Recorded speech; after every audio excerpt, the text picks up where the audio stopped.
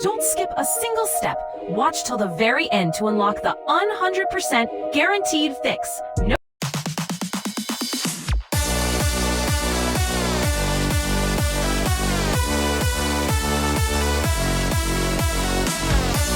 1.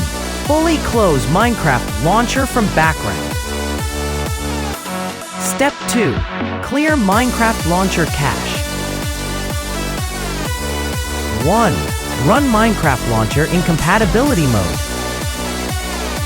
Step 4. Delete runtime folder. Fix for Java services conflicts. 5. Check for Xbox services errors if using Microsoft Store version. Step 6. Reset Minecraft launcher via settings, Microsoft Store version only. Then, Step 7. Use official Minecraft launcher instead of third-party.